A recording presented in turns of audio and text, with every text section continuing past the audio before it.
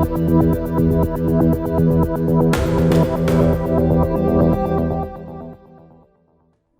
guys, welcome back everyone, and thanks for tuning in to our third and final episode. I'm really excited for this one because it's with my longtime mate Georgia. Now, at the beginning of every episode, we would like to acknowledge the Turrbal and Yagara as the First Nation owners of the lands where we stand now. We pay respect to their elders, laws, customs, creation spirits. We recognise that these lands have always been a place of teaching, research and learning. We acknowledge the important role Aboriginal and Torres Strait Islander people play within our community. Alrighty, so I'm really excited to get into this one because today we're doing this is our final interview and this is our final guest. Her name is Georgia McGraw. Georgia is a QUT alumni who has graduated from a Bachelor of Architecture honours, in which she now has used to forward her increasingly successful career in the industry. Well, I'm really turning you up, Georgia. Georgia has worked for two well-known architecture firms, Philip Smith Cornwell and Studio Architecture, which has led her to obtaining her new role in the Brisbane City Council as a project manager, which she starts as of next week. So, yeah, exciting. Yay! Before we get into the nitty-gritty, would you like just to tell us a bit about yourself, Georgia, so we can give our listeners someone to connect with? Hello, everyone. My name is Georgia. I am 21 years old and I studied at QUT and I did a Bachelor of Architecture and I finished that last year. What else about me? Doing your Masters now? Doing my Masters now, yep. I took a 6-month break between my Bachelor's and Masters just because I wanted to work for a bit and save up some money to travel. And yeah, now I'm finishing my Masters and should graduate that in July next year. Ooh, exciting. Yeah. Because Masters is a part of your degree, isn't it? You have to do it. Yeah, so you can't become a registered architect unless you do your Masters as well. And then on top of that, you need 2 years experience and then to sit an exam. So it's quite a long process. So what, that's like 6-7 years? Yeah, so I'm probably going to be like 28 by the time I'm an architect. Look, all well and good, isn't it? It's just getting a job. That's the hardest part. Yeah, literally. Well, you haven't struggled in that area, so well done on your part. Thank you. That's right. So now we've gotten to know you a little bit longer. I've known you for a really long time, and, you know, we've had some pretty funny and interesting memories. Good old schoolies together. So you've always been a studyholic person and focused on your studies. Would you say that benefited you and helped you get yourself to where you are now? Definitely. I've always been quite a motivated person and definitely a bit of an overachiever. I'd say especially in school I really put in a lot of effort just because to get into architecture at UQ or QUT you need an OP 5 or 6 normally, so I needed to get that.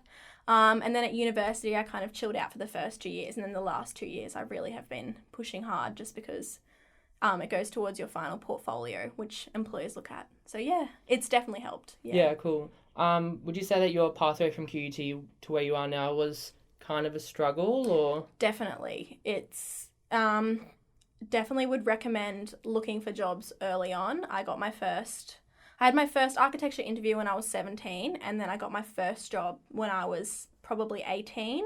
And it's just better because the more experience you have, it looks better to future employers. You're able to work with other people. So, yeah, it was definitely a path of going through working for hard employers, doing jobs that I didn't really love. My first architecture job was doing prison architecture and...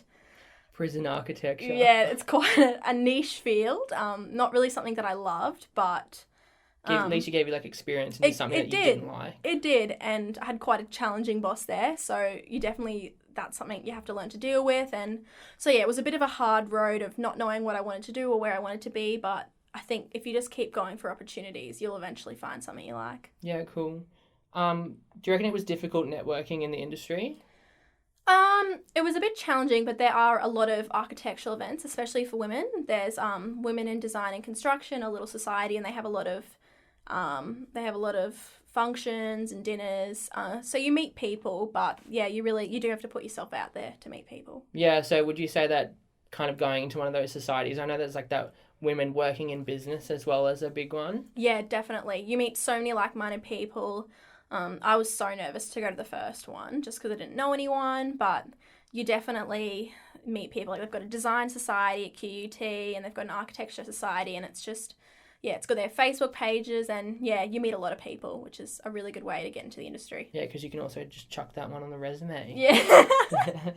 Alrighty, so was your experience at QUT studying what was your experience like studying architecture at QUT, and were there specific skills that you learned that you found useful towards further your career? Or I know we've had a little bit of discussion beforehand and weren't exactly, was useful. useful at QUT. What are your thoughts? I think I can understand that architecture would be quite challenging to teach, because you have to think a certain way where you can sort of look outside the box to come up with solutions to problems. But I definitely did learn some things at QUT, but I feel like the architecture degree is lacking greatly. I know that, I don't know if it's still the same, but my entire first year was hand drawing, which is a good place to learn, but there wasn't much on computer skills, and that's about 80% of what the job actually requires. So, I did learn some skills about design in general and spatial qualities, but there was definitely some things that they probably could improve. Yeah, so I guess you're saying that for students out there studying architecture at the moment, it's really about focusing on those computer design skills. Yeah, definitely, and just Revit is a huge program, and ArchiCAD, and just if you can learn that, I had to learn that myself, and it was a huge process, whereas if you can, I don't know, do a course or something, that would probably help you greatly, because I definitely struggled with that. Yeah, do you reckon the whole, being in group projects and stuff was a, really good, great learning skill towards working in a team and where you are now? Yeah, you definitely have to learn to work in a team. I do think I personally don't love group assignments, just because different people have different expectations, and I mean, in the real world, when you have a job, you have a boss and you have sort of rankings, whereas at university, you're all on the same level. So it's a bit hard when you've got all these different bosses, whereas in the real world, you just have one. So what you're saying is you just have to push through. Yeah, you just have to push through. Force open doors. Alrighty, so how was the process of securing employment throughout your degree and after graduation? It was actually not too bad. There's quite a few architectural graduate and even just architectural student jobs out there.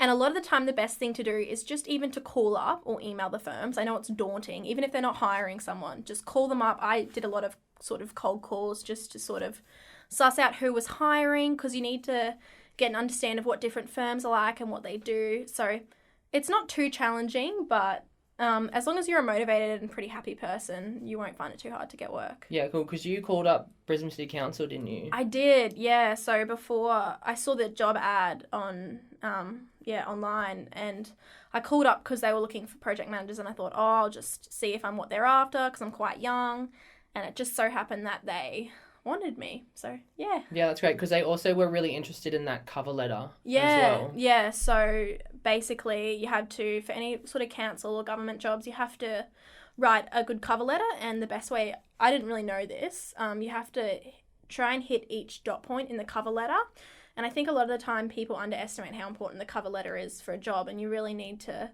hit each point, and I think really hit the home run. Yeah, especially for an architecture job. Make the cover letter pretty, make it graphical. That's what I did. Yeah, cool. Alrighty, so at QUT you did get a scholarship. What did you receive? Yeah, so at high school I was very hesitant to go for a scholarship because I didn't know how I'd go, but my parents encouraged me, so I went for, at the time, there was a supporting women's scholarship, so pretty much anyone in construction, engineering or architecture, just because they're quite male-dominated industries. Yeah, I got a $20,000 scholarship, which was quite useful. I wish I had that 20 grand in my pocket. Did that help or hinder your studies? I think a bit of both. It helped because I didn't have to work as much, and because architecture is quite hands-on and a lot of work, I could work less and focus more on uni.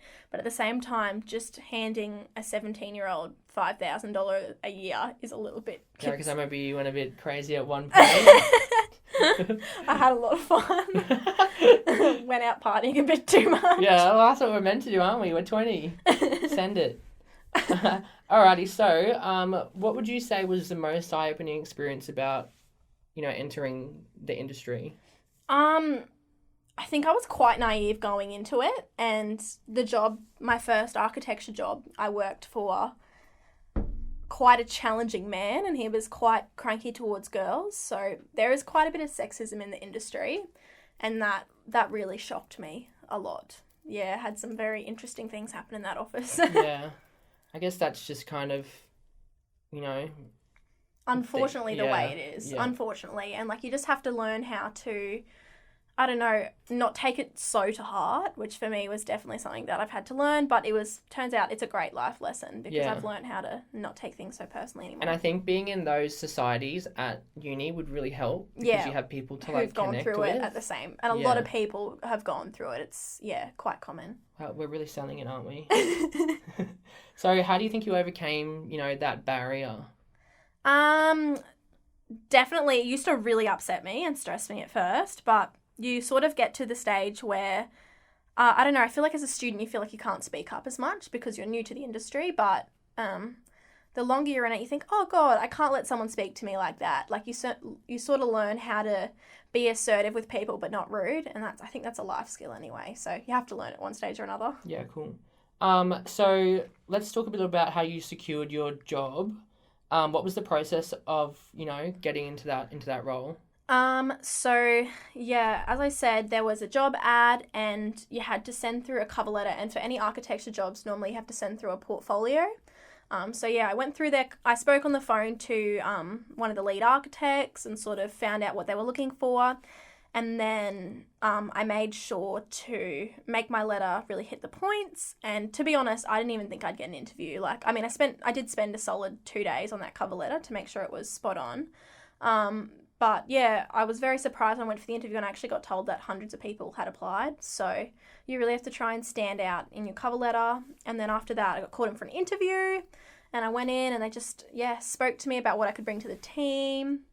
And yeah, got a call. Yeah, because they actually made a new position for you, didn't they? Yeah, they did. So they were looking for, so they had 2 project manager roles, but they ended up saying to me, we'll hire 1 senior project manager and have you as one of our junior sort of project manager helpers.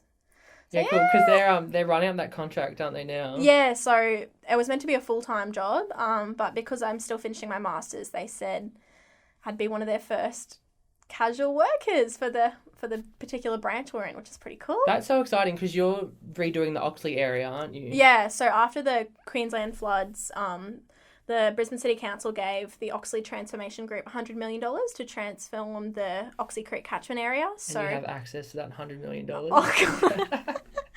So yeah, I think I'll just be helping with a lot of graphical stuff and talking to stakeholders and and going visiting sites and stuff like that. Yeah, hopefully. I'm pretty sure in the interview they mentioned something about visiting sites and promoting the transformation, so I love people. That'll be good. Yeah, cool. That sounds so exciting. I'm actually really jealous because I would love a job right now.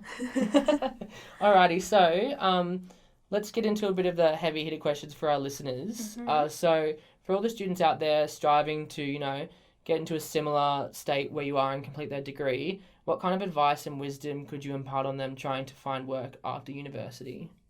I guess really we kind of went through that with the whole cover letter thing, which is really interesting because I've never really thought about that, because when I've gone and applied for jobs, I mean, we're not in the same industry, but I've always kind of really focused on my resume rather than having my cover letter like bam, like wow. Yeah, so definitely getting your cover letter so that you're addressing exactly what they want. So you sort of have to learn what people want to hear. So you have to know what's going to appeal to them, especially for council or like any sort of government jobs, just because they have so many people applying for them. So you really have to stand out. Yeah, and calling was good too because you did actually for sure. And when you call people, it looks like you're really interested, which is what you have to come across as. And another really strong thing for architects is have a good portfolio and make sure you can explain sort of what you've tried to achieve in it. And just definitely in interviews, just being yourself, be humble, like especially if you're young, like, I mean, sell yourself, but to the same extent, everyone still has to learn. So I reckon even at 40, I'll still be saying I'm still learning. Yeah, definitely. So we have some questions from our listeners. So we did go through a little bit of these beforehand. Mhm. So James, who is a current architecture student, he's really hitting these ones hard at you. So he's pretty keen on getting your personal opinion on the industry itself. So architecture students have it tough, as you would know, with the sheer workload that it requires, which often leads to plenty of late nights. I remember you literally staying up till like 5 a.m. in the morning trying to push through an assignment. I'm like, what are you doing, mate? Does it get easier, or should they be prepared for this kind of lifestyle in the architecture industry? I really think it depends on the people. Like, I've had late nights, but I have never actually had a full night where I haven't slept at all. I think almost all of my friends in architecture have had all-nighters, but I personally can't function.